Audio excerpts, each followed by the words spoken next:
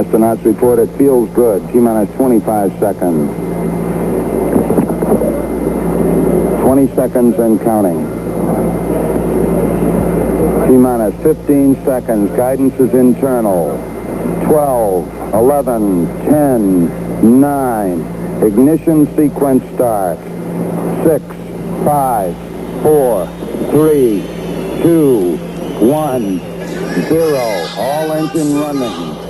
Liftoff. We have a liftoff. 32 minutes. Is there anybody out there that wants to roll? And is there anybody out there that wants to boogie? Tonight, live from the Apollo, Glasgow.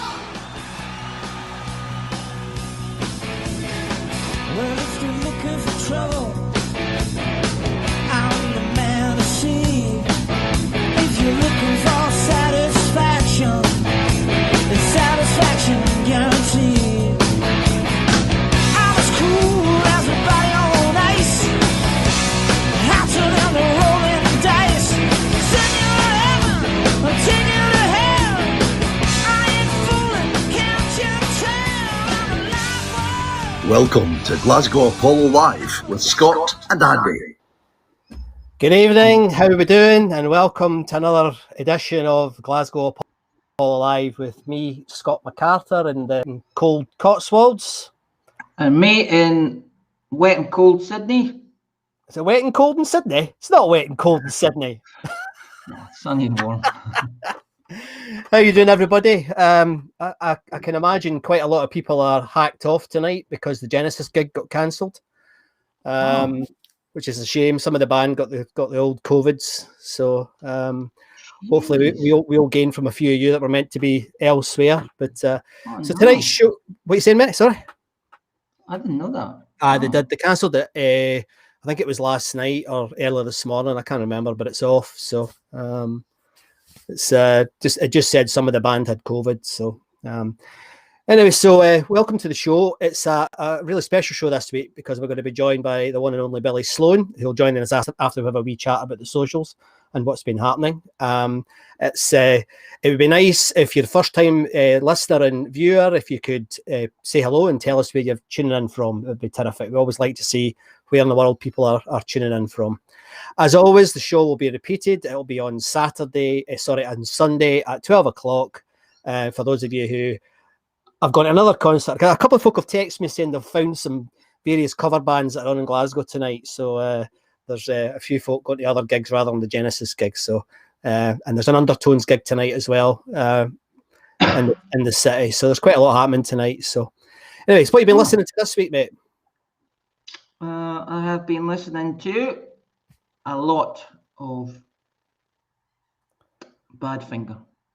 Badfinger? Yeah. What brought that on? Well, they're playing this week in the Apollo. And I gave them a good thrashing, a good listening to. So they were very good. I like them. I like them a lot. I don't really know them at all, mate, to be honest. Terrible history of mismanagement and suicide and awful. But they did play. They played. They supported. Who did they support? Anyway, we'll find that out later, maybe. But the very good band. Oh, who else? Todd Rundgren. I listened to him.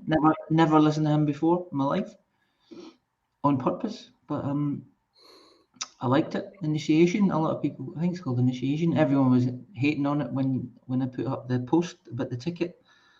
A few people were hating on it, but yeah. Great album. Loved it. It was Frank Zappa-esque-ish musical. Right, okay. Like a musical, rock musical type concept album. I loved it. It was great. Yeah. Well, do you know how we were talking? I didn't get to Steel Eye Span though. So. Yeah, not my cup of char. But I got to. I was trying to. I'm playing this constant catch up with all these bands that I didn't see in the 70s, 80s, and 90s. And actually, me too. I've been listening to the new Tears for Fears song. I don't know if you've heard that yet. No, mate. I'm mired in the. It's all right, actually. They're getting more and more proggy as they go on. I mean, the lyrics were always quite sophisticated, but the music's matured. And it's a good song, actually. I was quite impressed with it. Good song. And I was also listening. I mean, I've been listening to some quite obscure, like a band called Life Signs, who are a sort of prog super group, if you like, but brilliant new album, beautiful album, really beautiful album. I did listen to. I'm looking down my list here. I did listen to lots of bands actually. The Skids, the Stranglers, There was a lot this week, wasn't there? So. Big Country. I listened to AC/DC concert from October the 8th. Yeah, we might hear some more of that 92. later on, I suspect. But anyway, so tonight, what we'll do, folks, we're just going to start with a quick review. I'm giving Andy a warning here. He doesn't know what he's doing yet. A quick review of what's happened on the socials, because it's been mad again, unbelievable. And thanks for everybody who responded to that wee story that I told earlier on today. I'm absolutely blown away by it, to be honest. The response has been fantastic. So literally hundreds of people. So quite amazing, absolutely amazing. But so anyway, mate, what's been happening on the socials this week? What's been happening? Well, this week we have 10,082 members. Thank you once again, which is amazing. We've got 63 or maybe 64 members this week, new members, and there was 6,930 active members. Goodness gracious. On the posts, 77 posts, 1,804 comments, and 4,500 reactions. So that has been a good week. Yeah, it's been a great week. Thank you very much for posting and liking and subscribing and joining up. If this is your first time viewer, I'm going to say it. Sorry for watching, but this is the best we've got. This is the best we do. There's no more. It doesn't We've get got a better than this. broadcaster on tonight that knows what he's doing, but never mind. Oh, he'll show us up then. He'll know. Yeah, absolutely. So at the moment, we've got people. We've got now. I think that might be Chris tuning in. He's saying he's in his caravan. If that's you, Chris, hello. How you doing? If it's not, whoever you are, thanks very much for coming in. There's James saying Todd Rundgren was a better producer, and I like his bands, the Nas and Utopia. Utopia were pretty good actually. I quite liked them as well. Doug's here. Hello, Doug. Good to see you again, mate. Hope it's okay over there in the States. We've been getting daily reports from John McCalman about Las Vegas this week, all over the group. So that's been quite good fun. There's somebody saying about Badfinger, mate. Started out in the 60s as the Ivies. Did they? I didn't know that. Yeah. Great band they were too. Obviously I know a couple of their songs, but it's not a band that they've got. I was listening to this. There's a song that you listen to it, and if you don't know who wrote it, you don't know who produced it, you go, well, that's Paul McCartney, isn't it? And then it is. It was Paul McCartney. He wrote it, produced it. Brilliant song. Come and get it. Oh, Come and get it. Great song. It's a brilliant song. And brilliant songs. I had a wee chat with one of our schoolmates online, Tony Higgins. He was saying that he's always wanting to have. It would be great if Liam Gallagher could do a song called Sweet Tuesday Morning. And I was like, all right, okay. And then I listened to it. Yeah. Really? He could, he could do that. It's right up his street. Beatlesque. Excellent. Oasis-ish. Yeah, great song. Did you ever watch that recording of the wee man at playing at Reading? The Oasis. This year? This year, yeah. It was absolutely. It was comedic because the kids didn't know who he was. I mean, it was hilarious. I mean, he was getting really irate because he was saying next one, blah blah, and the crowd are going, "Who the fuck is this guy?" You know. It was absolutely hilarious, and you can see his ego bleeding out of his head. You know, he just couldn't cope with it. I think he would be able to handle that. Yeah, I'm not sure. And of course, somebody said over on Facebook that Badfinger signed to Apple. That makes sense given the Beatles links, doesn't it? So, and without further ado, we're going to have our guest on tonight. Let me take these things off the screen. I'd like you to welcome Mr. Billy Sloan to the show. Billy, how are you doing? I'm good. Thank you for having me. It's really nice to be here. It's lovely for you, and we really appreciate you joining us. It's as you probably see from the chat, we've got people in from all over the world. We've got the States, we've got Spain, Holland, we've got Melbourne, and we've even got Oban Uh, so there's a fair old mix here tonight, Billy. So thanks very much for coming onto the show. And can I just ask, I mean, just to get you going, because I'll just let everybody know, I had a chat with Billy a few days ago, and honestly, I think we spoke for over an hour, and it just went like that, and I hardly asked him any questions. He just went off like a firework. So, Billy, you've set it up for that tonight, mate. But what's your and one of the things we do, Billy, is we're trying to get everybody to record their best memory about the Apollo. Right, we're trying. It's almost like getting the autobiographies of the crowd that visited the Apollo.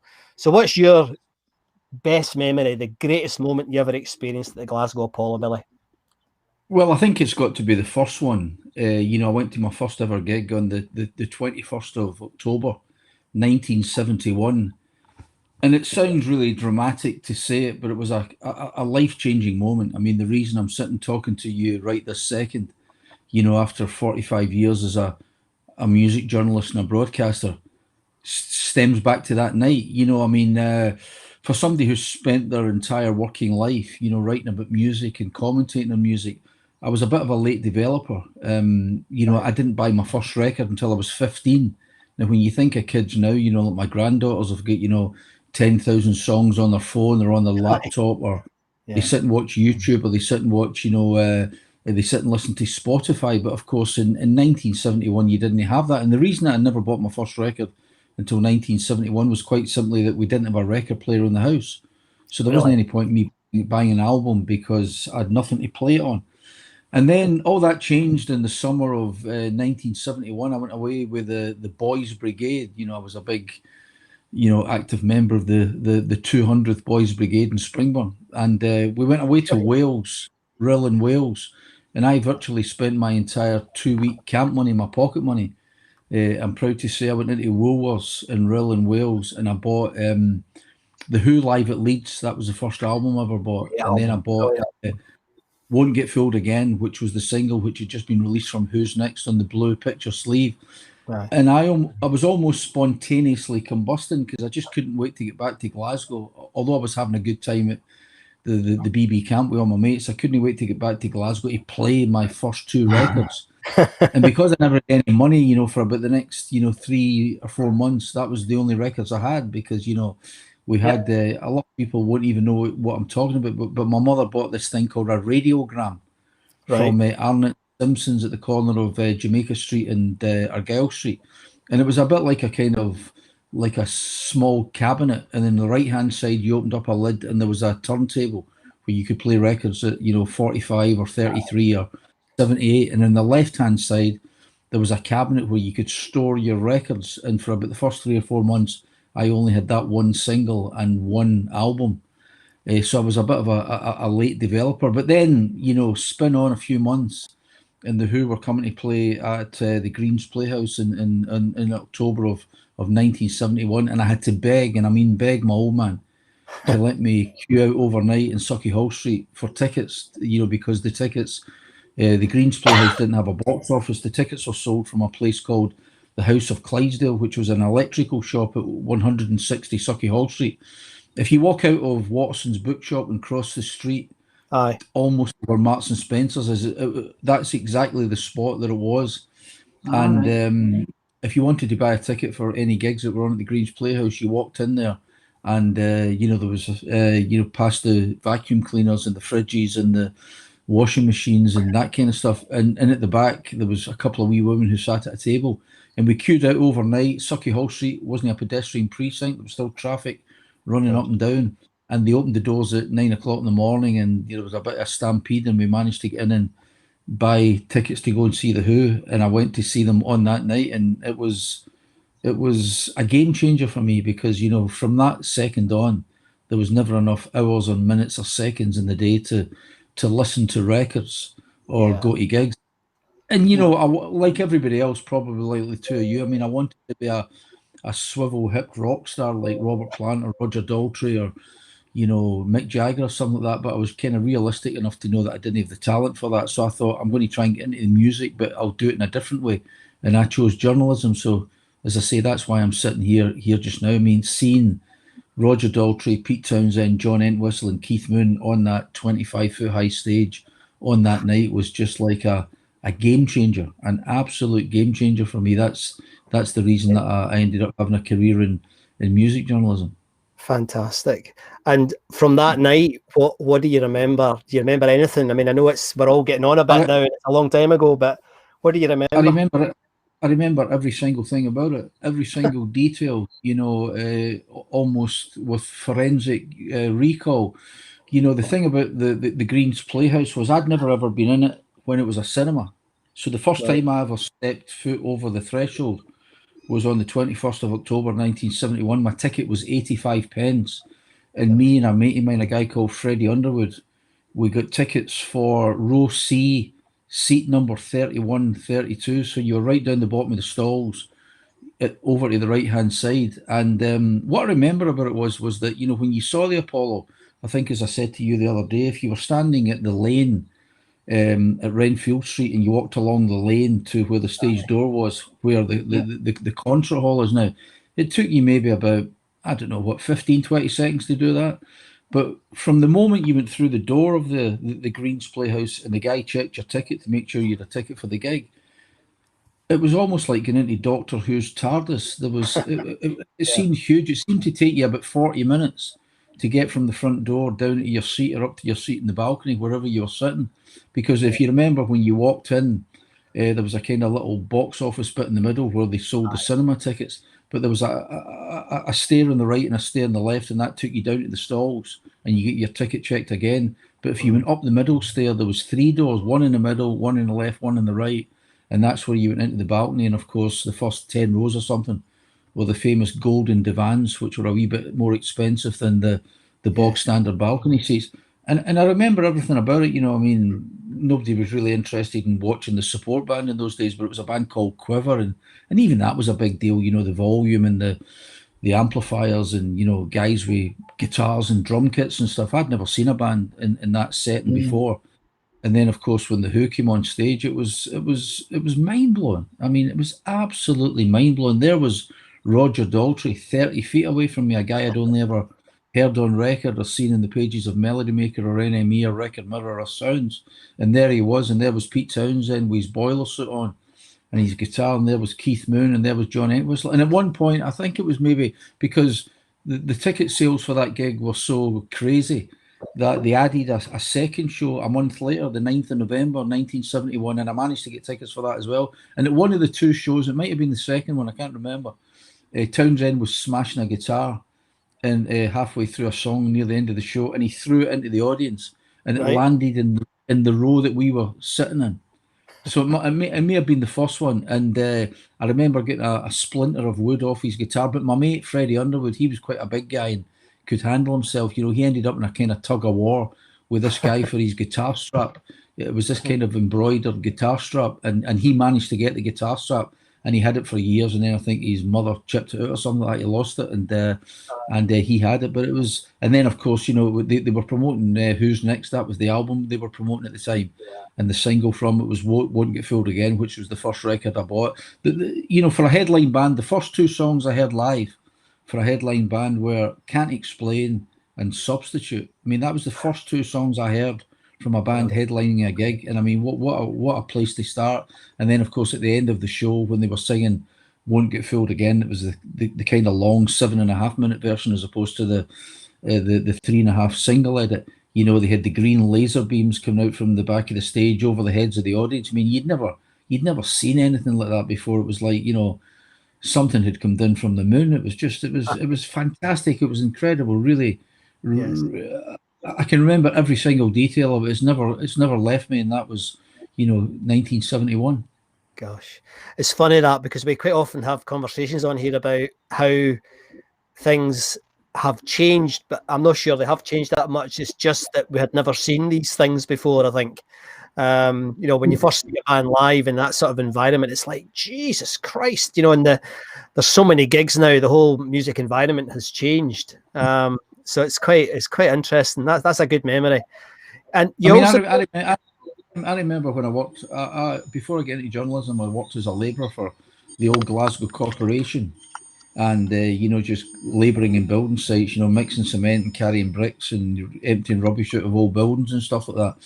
And we get paid every Thursday morning, so you went into this little office in George Street, just round the corner from the City Chambers, and you went up and you signed the book and you showed ID, and a guy behind the glass counter slid your little brown envelope, your little your wage packet, and that was your weekly wages.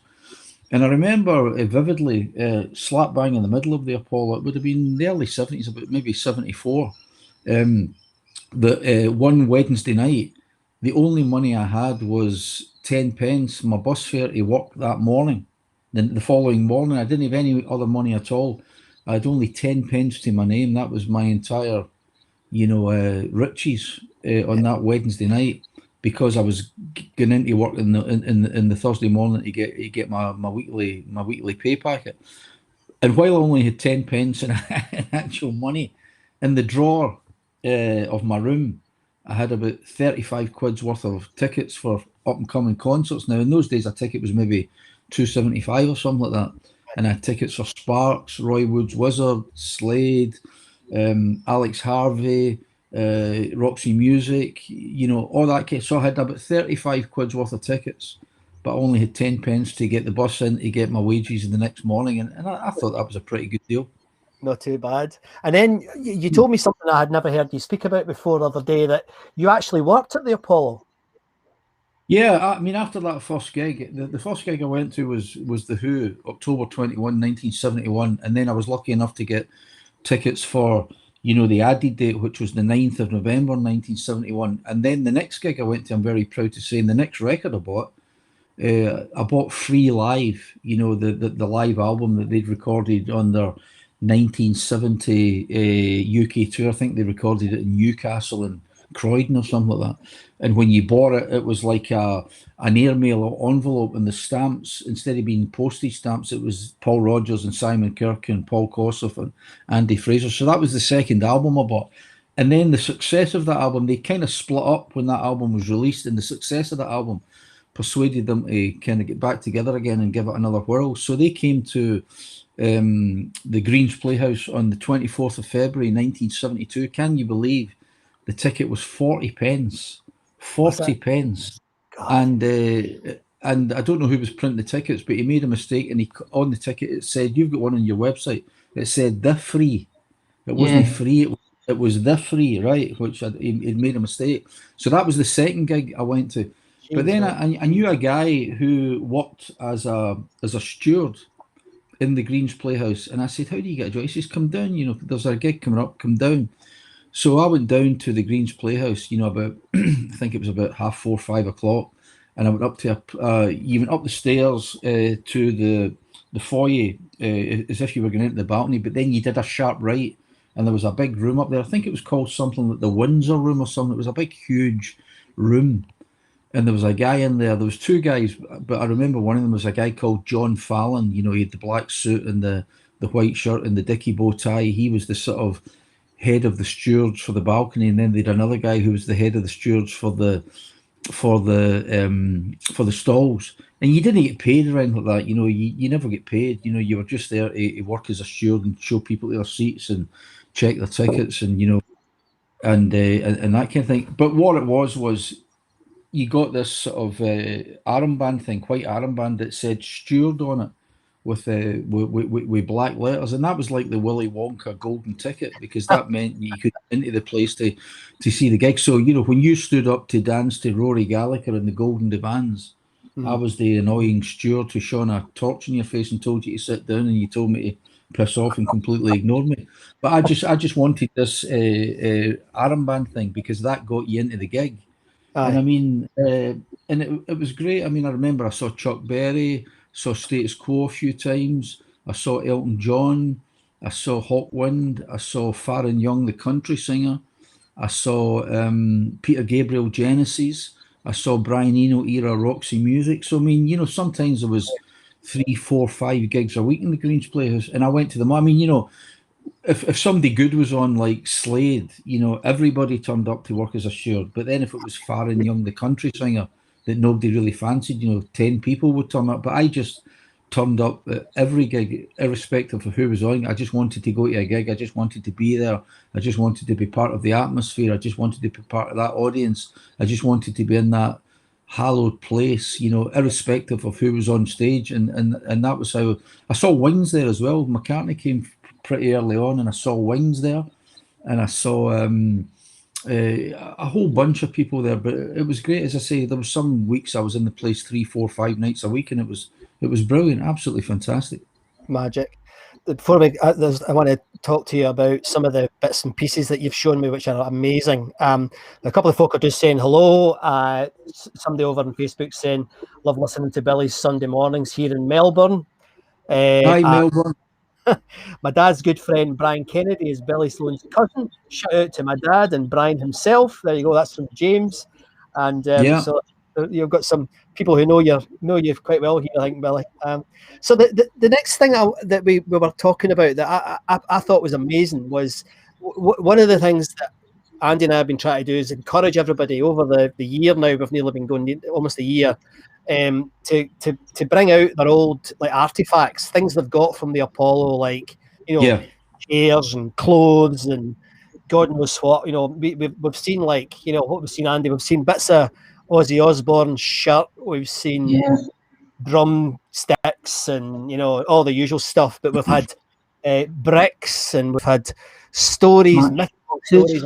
And actually, Billy's got a clue about one of the stories that we've been talking about for months, and I'll come back to that, Billy, the book, the signing book. But Billy's got loads of stuff. So, Billy, can I just? I mean, I'm going to if I get you going, and the one that I love is this one. It's the big hunk of carpet that you've got from Green's Playhouse. I mean, look at that, guys. What's the story behind that? Well, the story about the carpet is that when the Green's Playhouse chain of cinemas opened across the country, because there was one in Glasgow and I think there was one in Edinburgh and then all throughout the country, was that they got a sort of bulk order of this carpet made. I think it was first put down on the floors of the theatres in 1936. So you can maybe get somebody to check that. And as it was Green's Playhouse, named after the Green family, the carpet said, it's good, it's Green's. It was 2 bits of carpet, and when you put them together, it said it's good on one side and it's Green's the other side. And when you put them together, as you can see now, it was it formed that. Now, once upon a time, I think it must have been about the maybe late 70s, early 80s, one of the guys who was the manager of the Apollo was a very nice guy called Bob Saville, who I got to know pretty well. He was a nice guy. And he said, there's some of this carpet line up the back stair. And what happened was that in 1973, when the Green's Playhouse, 1974, when did it become the Apollo? Was it 73 or 74? 73, right? When it morphed from being the Green's Playhouse 73 into the Apollo, in the middle of that year, they looked at renewing the carpet. Unicorn Leisure looked at renewing the carpet. And they quickly discovered that to do it for the entire place was going to cost like £1 million or something like that. And it just was not cost effective. It was just too cost prohibitive. So what they decided to do was, as this carpet had been made away back in 1936 and it had taken a lot of kind of footfall over the years, it was pretty hard wearing, because I think a carpet made in 1936 would be very different to a carpet made in 2021. And so what they decided to do was that it was still in a pretty good state of repair. It hadn't been threadbare or torn or ripped or anything like that. So what they decided to do was, rather than trying to rip it all out, and goodness knows what you'd have found under the carpet, with floorboards and goodness knows what, they decided that as the carpet was still intrinsically still pretty good condition, that they would just dye it burgundy. So they dyed the whole of the carpet, right through the stalls, right through the circle, right up the side stairs, the whole place. They dyed it burgundy. Now, if you knelt down and shone a bright light on it, you could just about make out that it's Green's underneath where they dyed it. But you'd need to have had your nose pressed up against it. And Bob Saville said there's a couple of rolls of the original carpet. They've just been lying up there for years gathering dust. If you want them, take them. But of course, much as I'd love to have taken them, I never really had any place at home to store a couple of, rolls of carpet. It was just impractical. So what he did was he said, well, take a bit of it then. So I went up one day with a Stanley knife and physically cut 2 sections off it, put it in a black bin liner and took it up the road, and I've had it ever since. And it's never been down on the floor. It's in absolute mint condition. There used to be a guy, there was a London-based promoter called John Curd way back in the 70s, and he took a roll of it in one of the trucks one day back to London, and he carpeted his office out with it, but I don't think that'll exist anymore. And then there was a Scottish Film Archive office up in the West End of Glasgow, and they had their office carpeted in it, but I don't even think that exists anymore. You were telling me the other day that you heard that Rod Stewart had a games room, which was in the carpet. I'm sure he did at the time, but I don't think that will have exist anymore, because he would probably have moved to a different mansion by this time. So there's not an awful lot, if any, of the carpet still around. And I gave they had an exhibition about 2-3 years ago at the National Museum of Scotland called Rip It Up, this sort of the history of Scottish pop. And they asked me for some exhibits to loan them for the exhibition.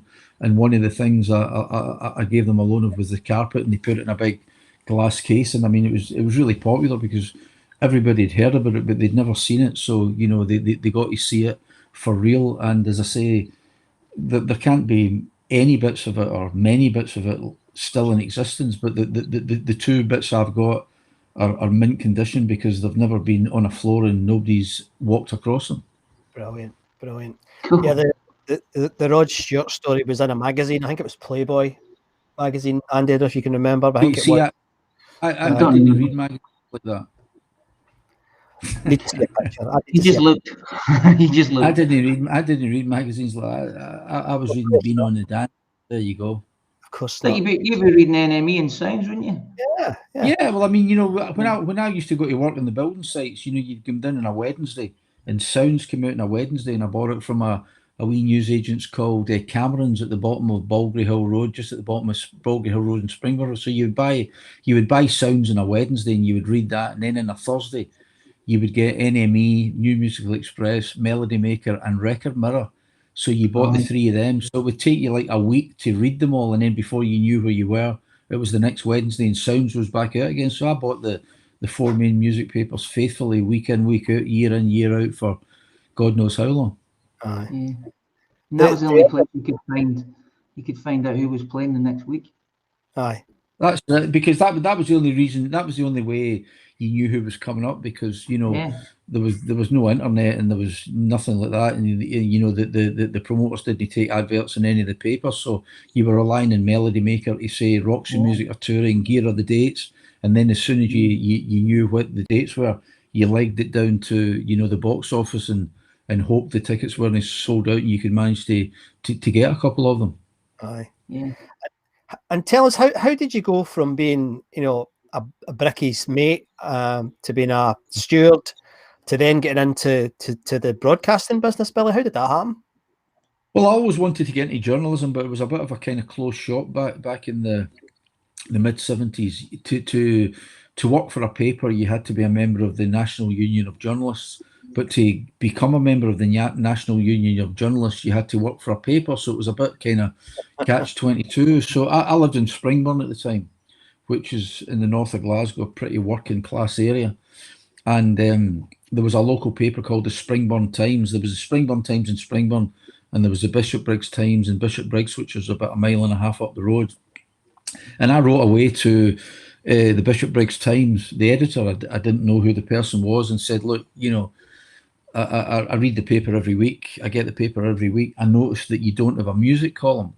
I'll write one for you for free on the condition that you put my name on it. So if I write a story about, going to see the Who, you put by Billy Sloan. Or if I do a review of Free Alive, you put by Billy Sloan. And my way of thinking was that if I was going to try and get a job in a newspaper, that was my ambition, that if I could build up a sort of cuttings file, and then I could go to a prospective employer, and if he'd said, if you get any experience, I could say, well, here's a lot of my published articles. So just by sheer coincidence, the woman who was there, it was a lady who's still a very good friend called Nina Young, and she was just one of these real kind of bright sparks. She was a real kind of the life and soul of the party. She was so enthusiastic, and it just so happened that they were looking for a reporter to cover the Springburn area, which is where I lived. And Right. she invited me up for an interview, and more or less offered me the job on the spot, as a reporter for the Springburn Times. Now, that was great. It was fantastic. The only problem was that, I was working, on the building sites, and you were getting, 3-4 nights overtime. When you worked at weekends, you were getting double time or treble time. And, so when all my mates were earning, 30, 40 quid a week, I was earning 70, 80 quid a week. So I was quite well off. And when she offered me the job, the wages were £19 a week. And I Right. thought, Christ, how do you go from 70 or 80 quid a week to £19 a week?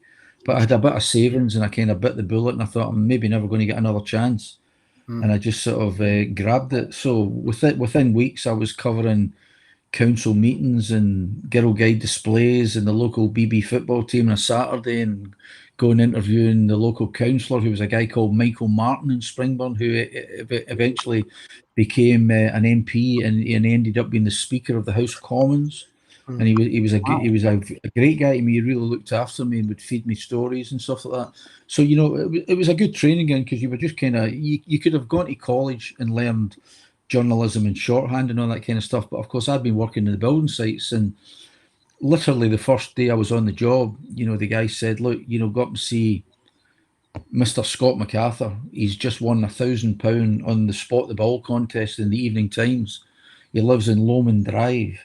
Take a photographer and go up and find out what he's going to spend his money on." So literally half an hour later, I was knocking on your door, and my dog's barking, knocking on your door, and you would come to the door, and I kind of sweet talk my way into the house, and before you knew where you were, you and your wife were sort of posing for a picture, holding the check, and she was telling me that she was getting a new washing machine, and you were telling me that you were going to go for 2 weeks to Bognor Regis for your holidays. And it was great training. It was fantastic training. And then from there, Nina Young's husband at the time was a guy who was the deputy editor of the Sunday Mail, and they needed somebody to do the music column. They had a guy who did it. It was a great guy. I loved him. He was a guy called Scott Robinson.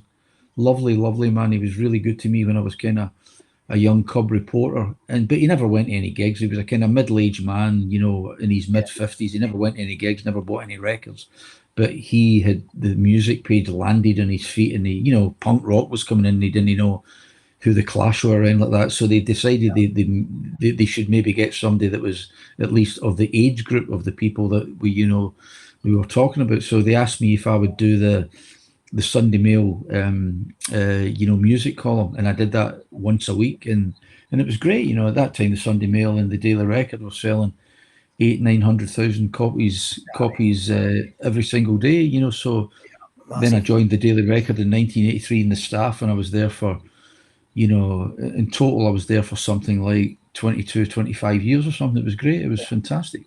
Yes. Do you remember making that wee film with Talisman about the Apollo? Do you remember making that? You were on that. No, I don't. Tell me about it and see if it springs something. We did it was the guys from Talisman Scotland who are based in Fife, and they got Claire Grogan. They paid her a few quid. She was the only one that got paid, and then they went round interviewing mainly about you, me, and a few others. There was like Fish was on there, and Midure and Boys from Nazareth, and it's still available. It's about 2.5 hours long. But the reason I mentioned it was you were in your office at the Record when they interviewed you. I just remember watching that, Billy. Well, I mean, I've got a great memory, but I don't remember that. But if you say I was there, I was there. You were there. You were definitely there. So it'd be good to see that. So if you find it, maybe send me the link. I'd like to see that. It'd be good. See what we can do. On that. We have our ways. There's the next thing. There's a number of things about the Apollo that people have spoken about them so much, it's almost like a noise. No one understands it anymore. There's like stories about, a secret vault of video recordings, a huge stash of audio recordings. And I've said to you before, we've got a friend on here who runs this site called Rescued Recordings, and Jack McCaffrey and his mates have gathered something like 300 recordings from the Apollo. And, it's really amazing. The material still coming through. But one of the most common stories that everybody talks about is the visitors book. at the Apollo. Yeah. And there's a picture, Andy, is it Rod Stewart? I think it's Rod Stewart, or who was it? Oh, I can't remember. I think it's Rod Stewart with a few lasses round about him, and there's obviously some staff there, and one of them's holding this book, Billy. And Yeah. frequently folks say, has anybody seen this book? You have seen the book. Yeah, I mean, I don't know if there was just one book or if there were several. I mean, I guess, you know, with the volume of people, there may have been several books, but the guy who was the manager of the Apollo when it kind of opened in 1973 was a great guy called Jan Tomasic, a real kind of larger than life character, and everybody loved him. He was great. You know, I mean, you know, if a band suddenly wanted, a prawn sandwich at 4 o'clock in the morning, you know, he knew somebody in the Albany Hotel that could rustle one up and send it up to the room and so he was a great guy. So then the guy who kind of took over from him was another nice guy, a guy called Russell Gilchrist, who's still around to this day. He lives not far from me now. And the last time I saw Russell, which was maybe about 2 or 3 years ago, I went down to his house for a cup of tea, and there in the house he had the visitors book, and I mean it was like holding the Magna Carta or something like that. It was fantastic, you know. And what the good thing about the visitors book was that, you know, say you had a band like, let's say for talking sake, the Eagles, who famously supported Neil Young when he played at the Apollo. You know, a lot of them didn't just write their names, you know, best wishes, you know, Glenn Fry, or best wishes Neil Young, or whoever it was.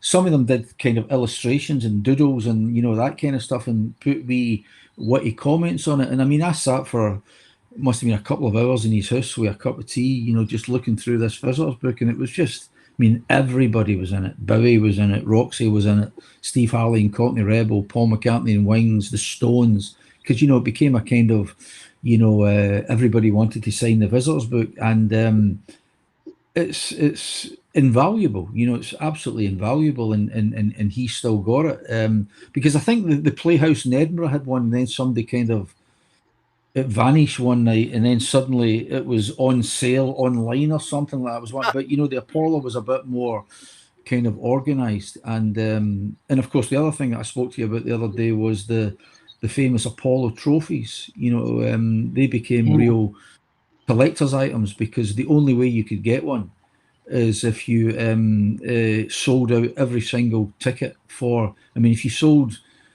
every ticket bar 50 tickets, you didn't get one. You had to sell every single ticket. And of course there's stories of bands finding out they were 30 tickets off a sellout and sending the road crew in to buy up the tickets so they could qualify for one. And I mean, I'm really good pals with Steve Harley of Cockney Rebel, and I think he's got about 5 or 6 of them.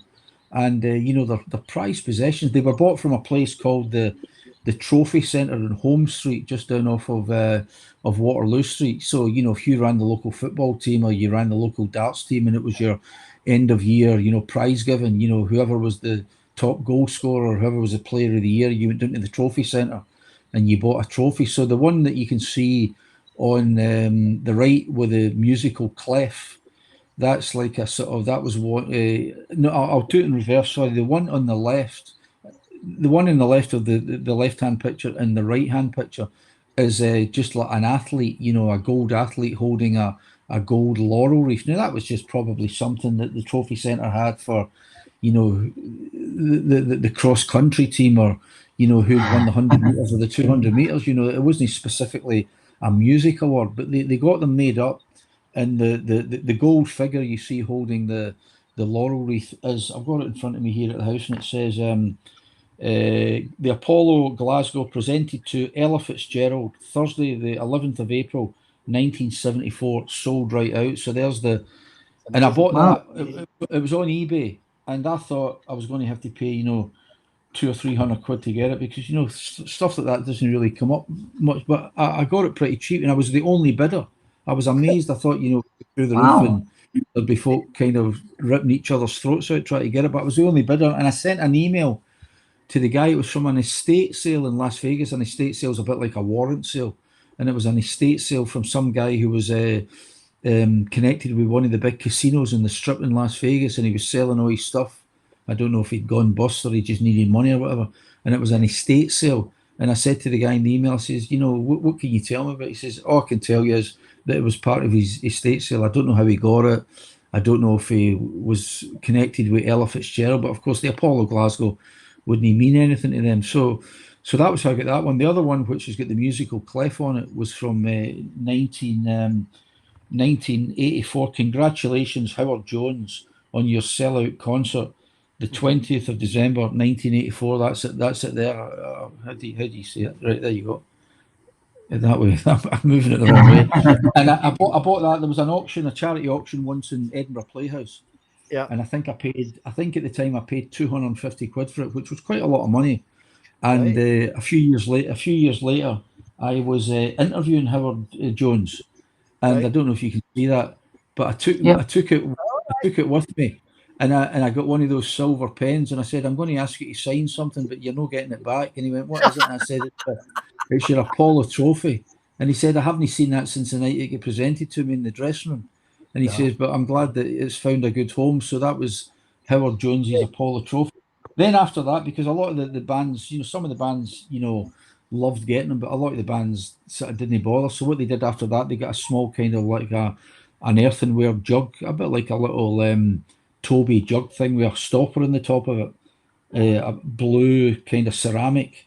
And there was whiskey in it, and they took the view that if there was a ceramic jug with the Apollo and sold out on the front of it, and there was whiskey in it, you know, they wouldn't leave them lying. They'd want to take them away to drink the whiskey.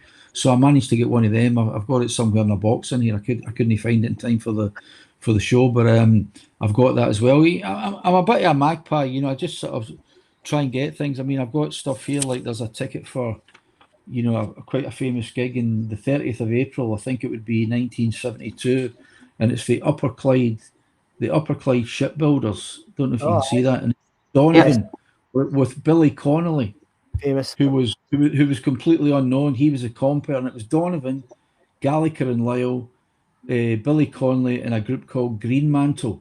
And the UCS, the Upper Clyde Shipbuilders guys, were on strike. Jimmy Reed and Jimmy Early and those guys, they were on strike. And this was to raise money for the fighting fund to try and keep the shipyard open. And as you can see, the ticket's 60 pence. So I've got that. I've got good stuff here. This is a ticket from the boxes, the 25th of February. I guess it must again be about 72, 73. And it's Elton John. And if you can see it, it's got Elton John's autograph on it. And it's also got there's Elton John's autograph there. Turn it upside down. You can see there's Elton John's autograph. And then the top autograph is Nigel Olsson, who's Elton John's drummer. So I've got that. There's a good ticket here. The 25th. It's the same gig. 50 pence to see Elton John. Jeez. Daylight robbery. Absolute daylight robbery. A bargain at the price. So I just sort of kept all these things. I mean, I've got this is Bowie, the stage shows in 78, where it was the white strip lights, you know, and he played all the electronic stuff that was off low, £6 to see Bowie. There's what else have I got here? There's Mick Ronson, when Mick Ronson went solo, when the Spiders from Mars split up, and when Slaughter in 10th Avenue came out, and that's the 17th of April, 74. So that was his first solo tour. Here's one thing. Here's a thing here, right? I went to see where are we? Let me see. I've got Alec Harvey, December, my all-time favourite Scottish band, the December the 16th, 1978, the Stalls. You can see that there. Alec Harvey. Yeah. And then, because I was working in the press at that time, there's the pass, there's a press pass. Oh, brilliant. Oh, yeah. The press pass. And it's signed by a guy at the bottom. When it says signature, it's signed by a guy called Danny Henry, who was the head steward. He was a great guy. And that's the pass. And if you can see just above pass, it says circle. So that was to get me up in the circle to watch a gig. Here's a good one. Which was the Faces in 74. Oh, aye. That was a good one. That'd be a good one. The Faces 74. Here's one here. A good one. This is 79. The Jacksons. All right, yes. Oh, yeah. And that was the first time I'd ever seen Michael Jackson come on stage. He did that kind of robot body popping dance, and he hadn't quite unveiled the the moonwalk yet, but he did the kind of body popping almost as if he was in a telephone box and was trying to get out, and it was that. I bought these recently. I bought them because they don't come up very often, but they're in good condition. And I didn't go to these guys. One's the 6th of October 71, Yes, with Jonathan Swift, and then Bartley James Harvest in concert with Camel. So I bought these recently. I don't know if you can see them. Yes, you really are. That was just. I kept everything. I've got all my ticket stubs, and here's a famous one, right? I had tickets to see this guy. I'd never heard of him, right? I'd never heard of him, and I bought the ticket, and it was 90p. And I was going down there with a mate of mine, and we were outside, and it was bedlam. It was absolute chaos outside. You know, the whole of Renfield Street was blocked, and the guy had come in on the 10th of November 72. He'd flown in from America, and they tried to ban him from coming into Britain. Mary Whitehouse and all these, MPs were saying that he was corrupting the nation's youth, and they weren't going to let him in Britain. They weren't going to give him a visa and all this kind of stuff. But he managed to come in. He stayed at the Central Hotel. He came in on the 10th of November, played the gig on the 10th of November, and the following day he flew out again. So I had a ticket. It was 90p. Didn't know much about him, but I thought I need to see what this was about. And then when I was standing in Renfield Street, if you came out of the Apollo and you went left, there used to be a big sort of electrical showroom on the corner of Sauchiehall Street and Renfield Street. And there was a couple of guys who had worked in the oil rigs. You know, those guys, 3 weeks on and 2 weeks off. They were always earning hundreds of pounds. Even back then, it was like a fortune. And a guy offered me £7.50 for my 90p ticket. And I was thinking, for £7.50, I could buy 3 albums and a single. Right. And I thought, I'm just going to cash in my chips. So I sold my ticket for £7.50. The guy counted me £7.50 in my hand. But my mate didn't sell his ticket. He went in. And then I went round to the door at Renfrew Street, one of the doors, almost where the front door of Cineworld is. And there was an exit door, and that was up in the balcony. And there was about 5 or 6 of us standing. We were here up against the door, and we could hear the crowd roaring, and we could hear the music. And this big sort of skinhead guy came up. He was a big sort of tough-looking guy. And he wanted in at the front, so we kind of all moved out the road to let him in because he looked pretty fearsome. And of course, the doors opened out the way for the fire regulations, so there was a sort of metal panel over the door, and he put his hand in the metal panel and pulled it, but it snapped shut again. And then he pulled it with both his hands, and the door opened out the way. And we all ran in. It was maybe about 20 of us all ran in. And because I knew the layout of the place, I knew to go in and run up. But they all ran down the stairs, and of course the stewards all got them and started beating them up. But as soon as I ran up the stairs, I was immediately in the upper boxes, and I just went in and stood in a box, and then I let it die down for 5 minutes, and then I went round and stood in the front of the circle, and it was this guy. Can you see that? Alice Cooper. Brilliant. The Divan's 9. And of course, it was a whole bit. There was that little sort of low. There was the stage was 5 foot high, and there was the lower down bit. And the show had all the stewards were up in the lower down stage fighting the audience back. And the stage was sort of done up like a kind of an alley in New York, and there was dustbins with like rubbish pouring out them and all that. And he had the snake, Eva Marie Snake. That was what the big boa constrictor. It was curled around his neck. And then he had the knife fight with the guy, and he stabs the guy to death. And they decide that he's got to go to the gallows. And then they put him up on the gallows, and put the noose around his neck. And the hangman pulled the gallows, and there he was dangling in midair. They'd hung Alice Cooper, and then that was the last song, and the stage went to black. And then about 5 minutes later, he came back on stage with a white top hat and a white tailcoat, and sung "Elected." That was a big single that came out, and I mean that was a game changer. You'd never seen anything like that before. It was one of the greatest things I've ever seen. I didn't really know the songs. It was Under My Wheels, and there was. School's Out, obviously, and there was Elected, and there was I'm 18, and he had the black eye makeup, and he had the big sort of leather codpiece thing, and it was incredible. You'd never seen, and I mean I've interviewed him a lot over the years. In fact, I worked for the Nordorf Robbins music therapy charity, and a few years ago we gave him an award to mark the 45th anniversary of it was 2017, I think it was. And I sat and interviewed him, and he remembered every single detail of that night, and says it was still a pivotal show. I've never ever found out to this day why he decided to come in and play Green's Playhouse in Glasgow when he could have gone to, the Rainbow Theatre in London, or, the Albert Hall, or one of the more prestigious venues south of the border. But I don't know what he'd heard about the Green's Playhouse, other than that the audience was nuts, and he decided to fly in, stayed at the Central Hotel down in Hope Street, did the show, flew back to America the next day, and the rest is history, as they say. It was fantastic, absolutely amazing. Sorry, can I say I'd heard that he'd talked to David Bowie about where to play in the UK, and Bowie said, well, if you want to play somewhere good, play Glasgow. Well, I remember, in the mid-70s, I think it was Melody Maker had a poll amongst, artists, and they actually put a bit of work into it, because they had people like Robert Plant and Brian Ferry and Steve Harley and Peter Gabriel and Roger Daltrey. So it wasn't just, people, who were doing in the Vauxhall Conference League. This was the Premier League they'd got in touch with, and they asked them, what would you say was the best gig in Britain?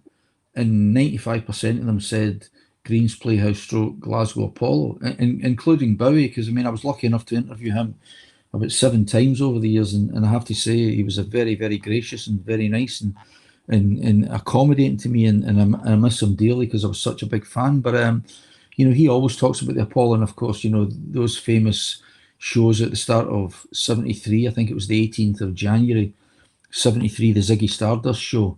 And then he came back in May of 73 in what was essentially the Aladdin Sane stroke Ziggy Stardust show, because that was the tour where the last night was at Hammersmith Odeon, and he announced, not only is this the last show of the tour, it's the last show we'll ever do, and he killed off Ziggy Stardust to the astonishment of everybody in the band, apart from Mick Ronson. He was the only guy who was privy to what was going on. And I was working as a steward on that, on those second 2 shows, because the ticket sales were so crazy that they decided to add a matinee. And they had a matinee, I think it was at 6:30, and then they had the normal show at 9:00. So he did 2 shows in the one night. And I was working as a steward, as I said to you, with my little armband with, steward on it. And I was at the stage door at the lane, and the limo came up, and there Bowie jumped out, this spaceman, and he burst through the door and almost knocked me over, kind of fell into my arms. And he had the kind of bright orange hair and the platform shoes, and he had this kind of black jumper on it with kind of sort of checkerboard thing. It's quite, you'll see it in a lot of the pictures. And they wanted me to show them where the dressing rooms were, so I got to escort them down the stairs, because in those days in the Green's Playhouse, the dressing rooms were underneath the stage. Aye. And I took him down there, and when you walked into this sort of dungeon underneath the stage, there were all the Ziggy Stardust costumes all hanging up in coat hangers on the wall. There was the sort of one that looked like the woodland creatures, and there was the big silk cape, and there was the one that was the kind of it looked like the sort of knitted thing, with the stripy thing with the rings around his ankles and around his wrists. And of course, in those days, there was no such things as camera phones. I didn't have my little trusty Kodak Instamatic. Had I had it with me, I would have got a picture of me and Ziggy Stardust. But what I did get was there was a scrap of brown paper, and I had a pen, and I asked him to scribble his autograph, and he scribbled it on a piece of brown paper, which I still have in a box in the house somewhere.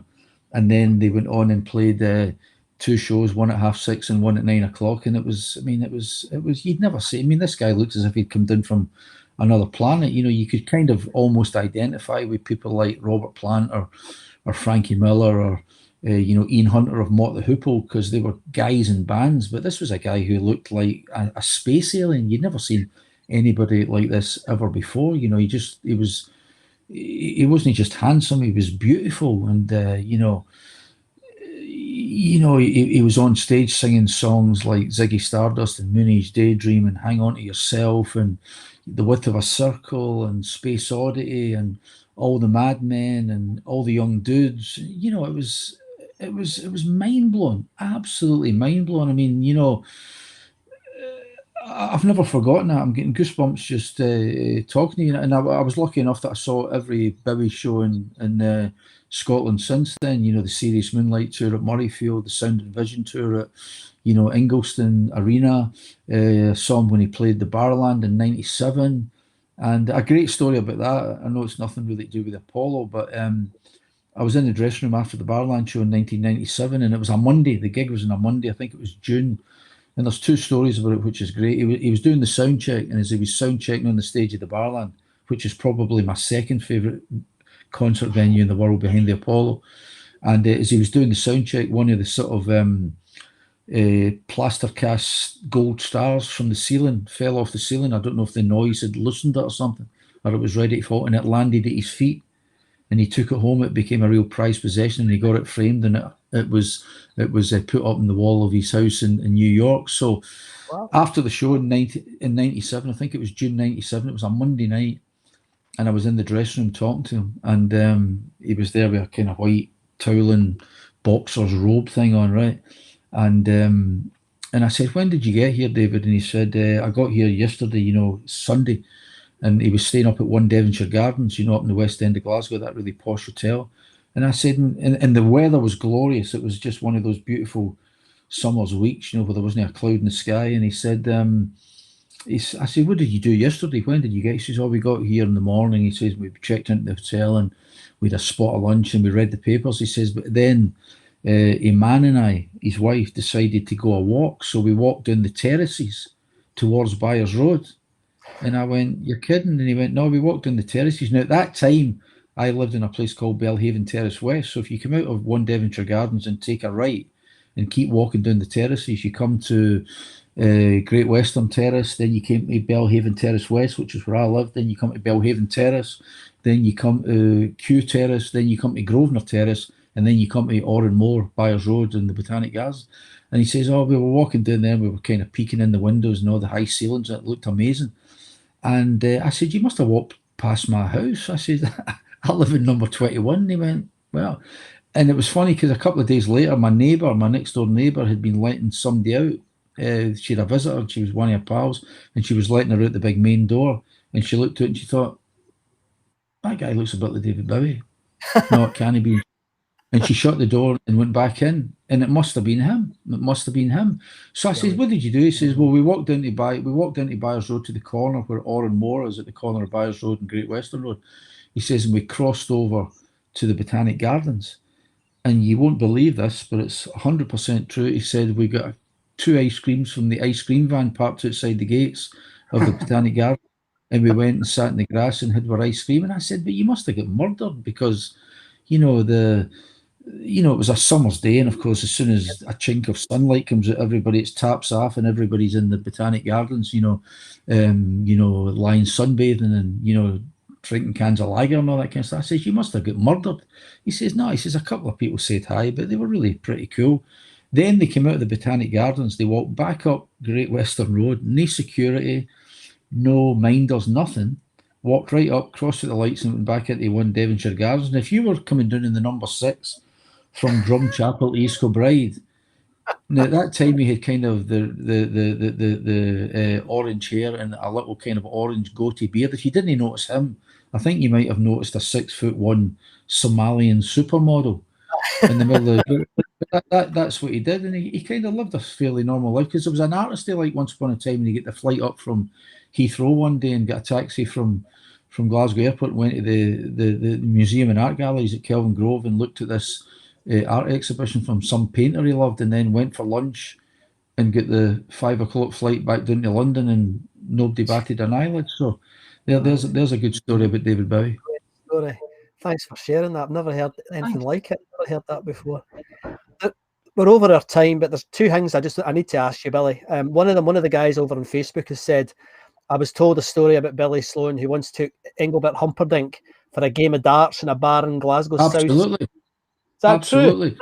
How did that happen? I went to interview Engelbert Humperdinck, who's a lovely man, and he lives in Leicester. So me and the photographer drove down to Leicester, and we eventually found his house, and it was this big mansion. It looked like J.R. Ewing from Dallas's mansion in the TV series.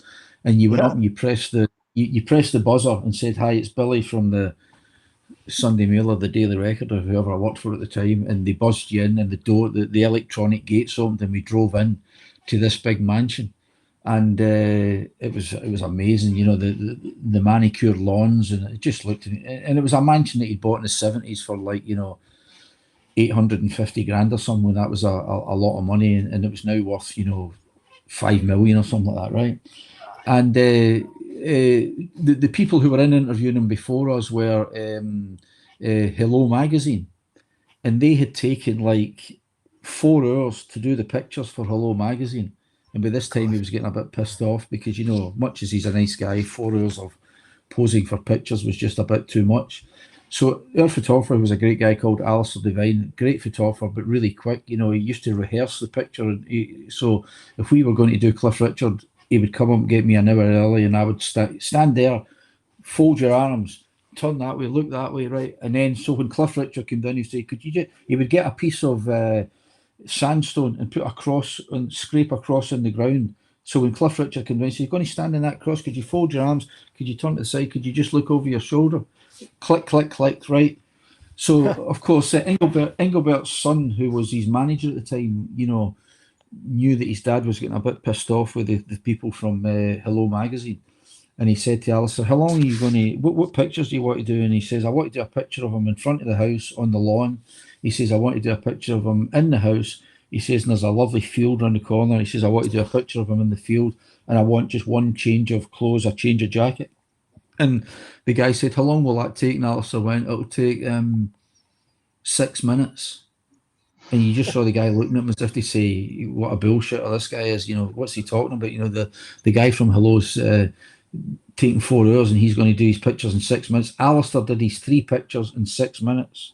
Gosh. And Alistair's pictures were better than the guy from Hello. So in this mansion, you come out the side door of the mansion, and you walk maybe 150 feet, and there was a small sort of you think I'm making this up, there was a pub, a full-size pub called the Lady Hamilton, right, built in the grounds of the house. And when you walked in the right-hand door, you walked into the bar, and there was the bar with the optics and the stools and tables and, you know, the telly in the corner and all that. And then if you walked in the left-hand side, there was a lounge with a pool table and a dartboard and another telly and tables and chairs and all that kind of stuff. And he was a darts nut, and he played for. He was the captain of the Showbiz darts team. So everybody that came to interview him, he challenged them to a game at darts, and it was a tenner every time he challenged them, right? And what he did was he always won, of course. So what he did was he put all the tenners in a jar, and at the end of the year, you know, he'd built up, you know, 300 or 400 quid or something. Then he doubled it, and he gave it to the local. Is that it there? Is that there, mate? Yeah. Yeah, right. He doubled it, and he gave it to the local old age pensioners group, and it paid for their Christmas lunch at their pensioners club or something like that, right? So he challenged me to a game at darts, and he started off 501, and I started off 301 because, of course, he was a darts player. And we played darts. Now, I've never really played darts. I mean, I've played darts, but I'm not any good at it. And by sheer fluke, I beat him.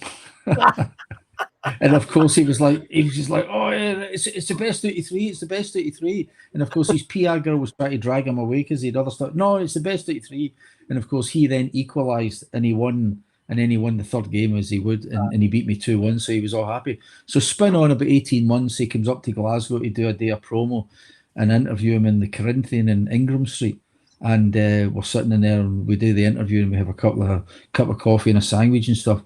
And he says, do you think this place will have a dartboard? And I said, no, it's a bit kind of cocktail bar and a bit upmarket. I can't see them having a dartboard or a pool table or anything like that. He says, I'd love a game at darts.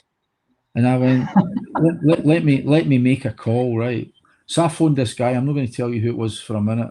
I phoned this guy who owned a bar just off of Victoria Road in the south side of Glasgow. And I said, did you still get your dartboard? And he went, yeah. I says, is the pub busy? He says, no, there's maybe 6-8 people in it, all guys just sitting playing dominoes. And I says, it's empty. I says, right, I'm bringing Engelbert Humperdinck for a game at darts. And he went, that will be right. I says, I'll be there in 20 minutes. I says, I'm bringing Engelbert Humperdinck for a game at darts. So we just went out into Ingram Street. We jumped in a cab. We went over to Victoria Road. Just as you go up Victoria Road away from town, there's the railway. There's the railway on the right hand side. You go over the railway bridge. There's a wee kind of road there, and the bar was there. And it was a bar owned by Billy McNeill, the guy who used to be the captain and the manager of Celtic. Lovely man, lovely man. So I walk in with Engelbert Humperdinck. I've got great photographs of it. I walk in with Engelbert Humperdinck, and we played a game at darts. So of course, when word spread like wildfire, I don't know how they did it because nobody had a mobile phone. So suddenly there was 8 old guys sitting playing dominoes and reading the paper and reading the Racing Post to put a line on for the bookies. And within about 15 minutes, there was 60 people in the bar. I don't know where they came from. They must have been coming in by helicopter or something. And of course, right, I'll play you next night. So he played all these challenging matches against all these guys in Billy McNeill's bar. And at the end of it, we were supposed to go to a little old folks home in Kinning Park because there was some wee woman in there who was celebrating her 100th birthday, and she was a mad Engelbert Humperdinck fan, and they got in touch and they'd asked if he could come in and wish her a happy birthday. So we went in there, but we were a bit late because he'd spent all afternoon playing darts, but he went in and saw the wee woman and posed for pictures and had a bite of her birthday cake, and then he get there's a pub there. That's it, Billy McNeill's pub. And I played darts with Engelbert Humperdinck. A lovely man, great guy, lovely guy. It's a great story. And I've got to end with this other picture. I mean, there's other stories we've just not got time now to go into, but there's another picture you sent me, and it's of a very fresh-faced young Billy Sloan with somebody there that I think most of us recognise. What was all this going on? That is, if you look at the picture, left-hand side is glue sniffing, right-hand side is not glue sniffing. No, that was a great week in the history of the Apollo. It was the week of, I think it was the 14th, 15th, and 16th of September in 1973, and the Rolling Stones played 3 nights at the Apollo, completely sold out. You couldn't get a ticket for love nor money. And the support act was a great guy called Billy Preston, who played not only with the Stones, but he played with the Beatles. He was the keyboard player on the Let It Be album. In fact, when the Beatles played their last ever gig on the roof of the Apple building in Savile Row in London, the last time they ever played together, Billy Preston was the guy who was sitting playing the keyboards. And Billy Preston was a support man. He was a songwriter and a performer in his own right. And then after he played the support set, he came on and played keyboards with the Rolling Stones. But what was significant about I gave you the wrong date there. I said it was September. It's the 10th of May, the 11th of May, and the 12th of May, 1976. That September date I gave you was 73, was the first time I saw the Stones in Goat's Head suit. That was the first time I saw them. But I'm talking about May 10, 11, and 12, 1976, a Monday, Tuesday, Wednesday. And the Wednesday, by sheer coincidence, was also the night of the European Cup final at Hampden, where Bayern Munich played, I think it was St Etienne or something like that. So you'd all these, football fans who'd come in from Munich in Germany, and all these St Etienne fans who'd come in from France.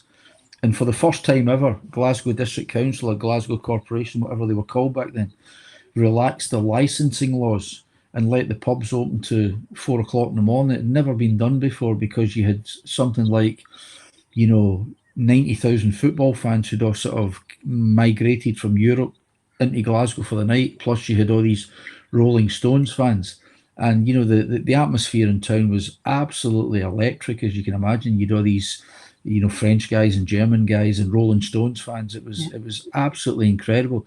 And put the picture back up again, because I've got that denim jacket with kind of, elasticated neck and elasticated wrists I bought from the Slack Shack at the bottom of Hope Street, just where almost at the junction of Hope Street and Argyle Street, and I had a pair of what you can't see. I shouldn't be telling you this, but I had a pair underneath the jacket. I had a pair of denim dungarees, denim dungarees, right? And just when you thought it couldn't get any worse, and it's good it's not a full length shot, but underneath the flared denim dungarees, I had a pair of wooden clogs. Oh, now, when I say wooden clogs, I'm talking about wooden clogs that you would see with the Dutch national costume. They were carved out of solid wood, and I bought them in Liberty in London, and then you couldn't actually walk in them. I mean, it was like desperate. I mean, try to run. I used to run for the bus with them under my arm, and folk would be sitting in the bus in Cathedral Street as I was running for the 16 to go back to Springburn. Going, what's this guy doing? But I thought I looked amazing. I thought I was a fashion, innovator.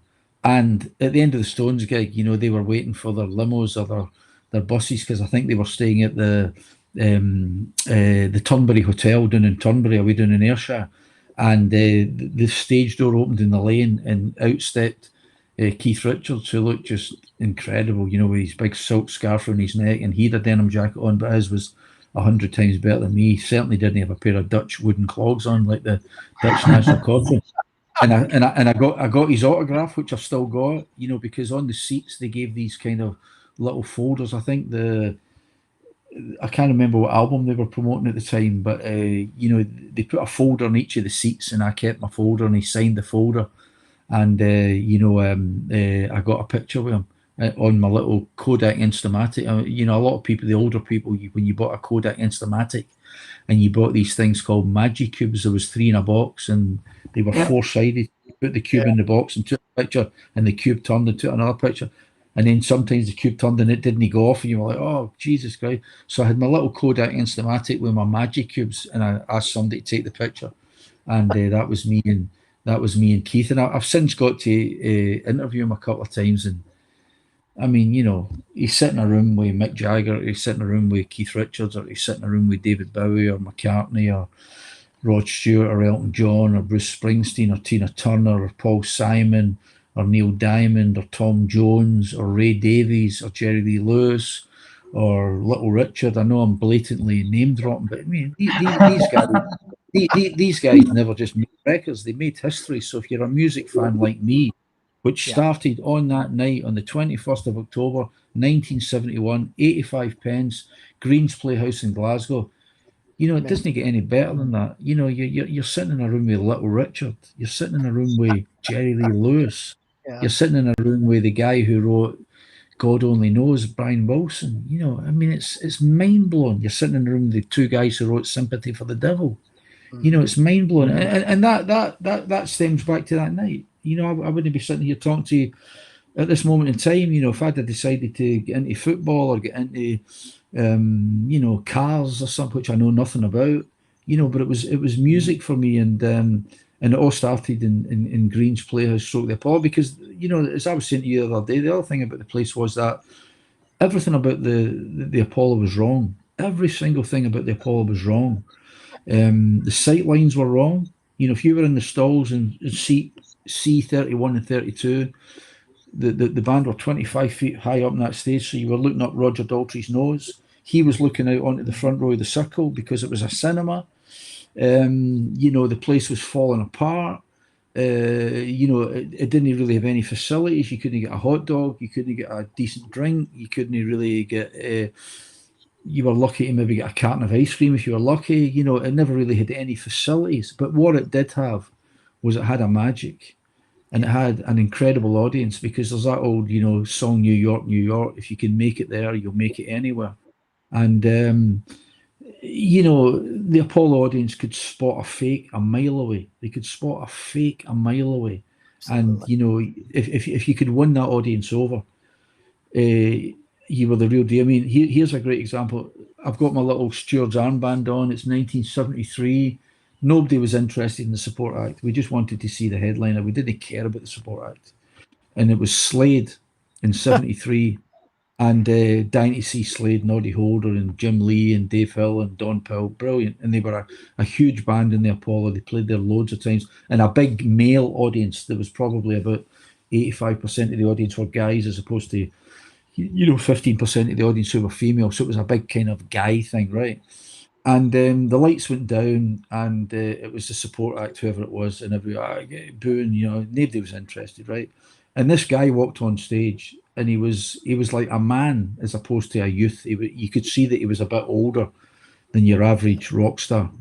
And he walked on stage, and he had a burgundy velvet smoking jacket on, which immediately got up the noses of the audience, right? Because he just looked ridiculous, right? And he went up and he put his foot up in the monitor, and he had a teacher's cane which he bent, like a teacher's cane, like you'd see the teacher in the Bash Street Kids would have, right? And he looked up and he just looked out at the audience and he glared at them, right? So that was like a red rag to a bull. If you can imagine 3,500 people, and I don't want to use bad language on your lovely, live stream, but I've never heard abuse like it in all my life. I've never heard abuse like it. I mean, the noise was deafening. So then he walked to the back of the stage and he took the smoking jacket off. And I was always impressed with this. Instead of throwing it down, he folded it and laid it down. I was always impressed with that. And then he got a can of, the older people will know, it was a green can of McEwen's Pale Ale. And there wasn't any ring pulls in those. There wasn't any ring pulls in those days. He got a little sort of metal thing where he punched a hole at both sides because you had to get 2 holes for it to come out. And he didn't drink it. He poured it in his hands, and he put it, and he got a comb, and he combed his hair back, and then he took a slug of it, right, and then he put this black leather jacket on, and he had a black and white stripy T-shirt, and he went back up to the monitor. And he put his foot up and he started bending the teacher's cane again. Now, by this time, from the moment he walked on right at the start to this point was maybe about 90 seconds. And that's a long time to be on that stage if you're not really doing anything. And if you can imagine what the crescendo of abuse was like, shouting and ball. I've never heard a racket like it in my life. And he just glared at the audience and went, "Ladies and gentlemen, boys and girls, let me introduce you to my band, the sensational Alex Harvey Band." And somebody somewhere, I don't know how they did it, if there's a musician listening to this, they could be able to tell. Somebody somewhere pressed the button and went do do do do do do do do do do do do do do, and the band came on one by one. There was Ted McKenna behind the drum kit. Hugh McKenna had a big kind of floppy hat and a kind of big loose blouse thing on. Chris Glenn came on with the blue sort of jumpsuit with a big blue leather codpiece. Zal Clemenson came on with the white face and the green sort of clown costume and the curly hair. And they went straight into the Faith Healer. And I thought, what the fuck is this? What? I'd never seen anything like it in my life. So think of the abuse that he was getting before he introduced the band. They went down such a storm, they could have got an encore, slated to delay going on by about 20 minutes, half an hour, because it was so mental. And the next day, I went out up to Listen Records in Cambridge Street, which doesn't sadly exist any longer, and I bought the next album on the strength of the picture of him in the back cover, sitting with his Barathea blazer on, with the hair slicked back, drinking a can of lager. And I've been a fan ever since. They are my all-time favourite Scottish band, and I just loved them. And then of course you had the famous Christmas shows of 1975, which were just amazing, and then he came back with his solo thing and he played there, and it was I just loved him, and I miss him because I got to know him a bit, and he was a great guy and an incredible talent. I mean, if he'd still been around in 2021, he'd have been making great records and writing great songs and still be a real major force in the music business in Scotland. I'm sure of that. Well, there's a certain symmetry in finishing with Alex Harvey because he's obviously one of the people that everybody remembers. And poor Andy and I were too blinking young to see him. We didn't quite get to see Alex, did we?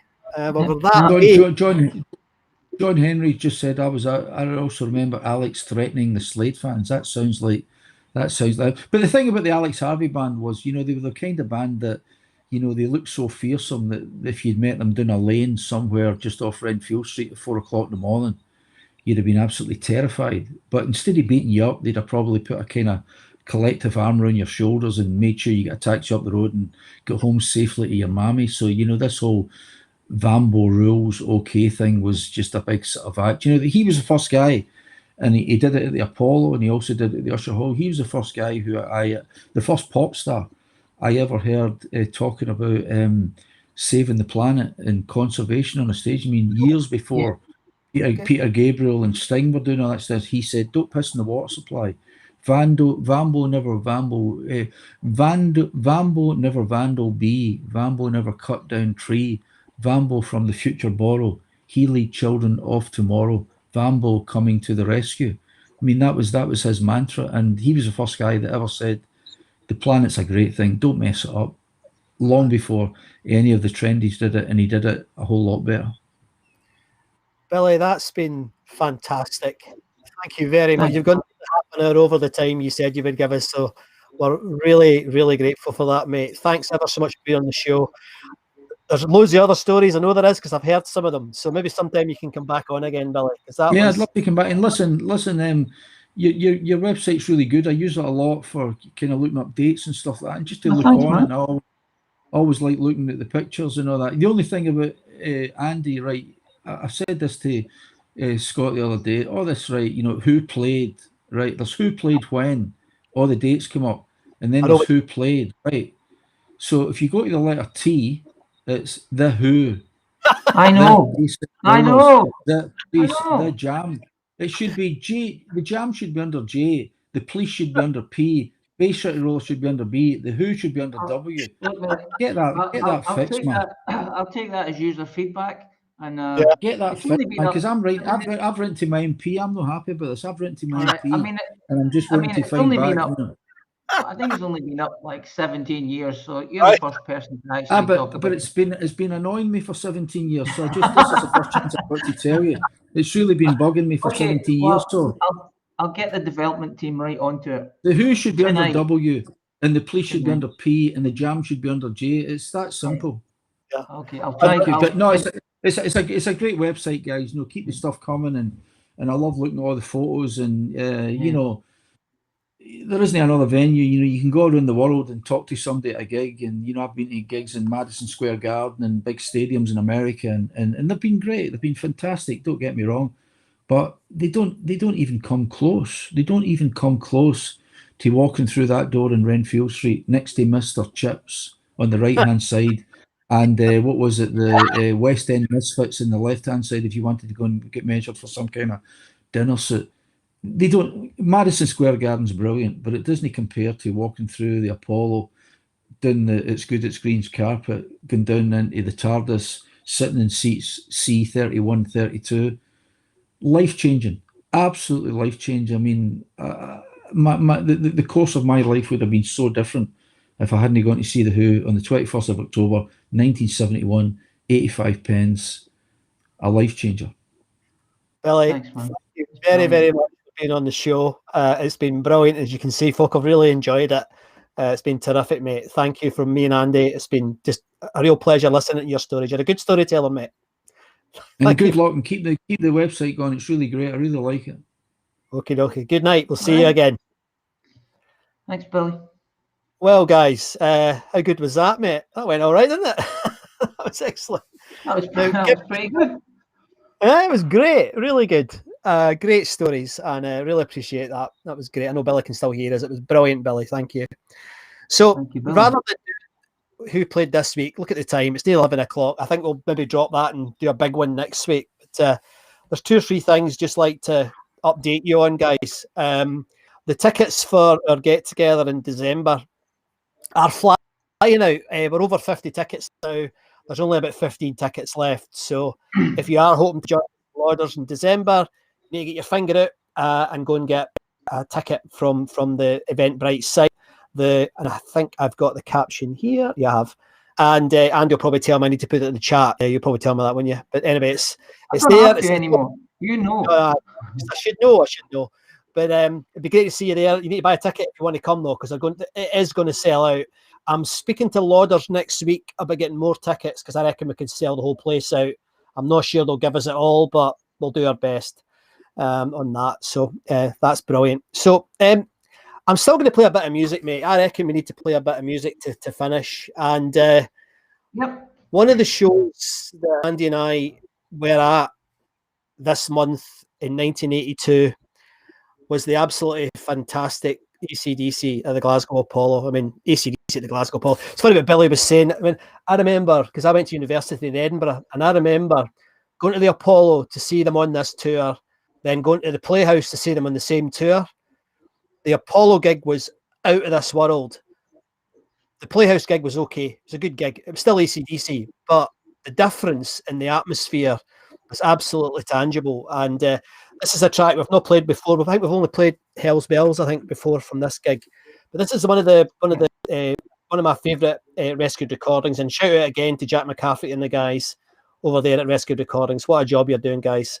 And this is a show we've talked about before, Goosebumps all round, and this is AC/DC doing one of their hit singles, which is You Shoot Me All Night Long. Fantastic riff.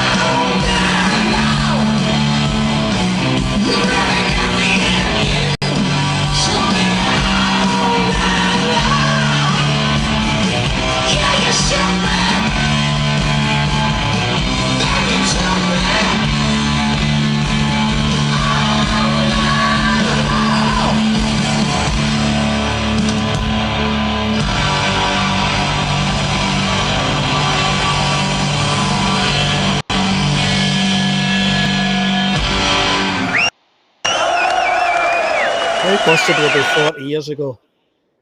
God, Well, it's not. It's only Yes. 39. It's only 39. absolutely brilliant. See the thing about that song? Yeah. That is, it just goes to show that the person who's singing the song also has trouble singing that song. An 'Cause easy song to sing. Yeah. that's a hard song to sing. That is a Yeah. hard song to sing. And that's the first time I've ever heard Angus Young make a tiny, tiny wee mistake. There was a bit, wasn't there? Aye. It's not, Yeah, but tiny wee mistake. as Tom Russell Brilliant. said, I loved it. It was great. as Tom Russell said, it Yep. was authentic, mate. It was authentic. It was definitely authentic. Authentic. But I was see when Billy was talking about the Who gig and all that. If you just transplant the Who for me Aye, with AC/DC same thing. and add Yeah. cannons, of course. Yeah, yeah. You know. Add cannons and plaster. Yeah, That's yeah, what yeah. it was. It's the same feeling. You know. Yeah. Right. Great. It was lovely. So, guys, we hope you enjoyed that. There was a good audience tonight. It was great to see everybody. We're having an after show as always tonight. The address is on the screen, and no doubt Andy will put it in the chat, or somebody will, but it's at the top of the Facebook group as we speak. And it'd be great to see you there, and we can chat about that show. We know Billy is quite I think a polarizing character with some people from what he was like when he was younger, so it'd be quite interesting to join us and have a chat about that.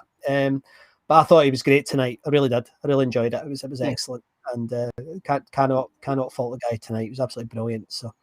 So thanks for tuning in. My name is Scott MacArthur. My name is Andy Muir. And we will see you next Good night. week. And hopefully, we'll have an update on the Lauders event. What I'm going to be doing the day before the Lauders event, we're still working on that. And hopefully I can get some videos done of some of your Apollo autobiographies, because we're really keen to get them. So good night all. See you on the Zoom.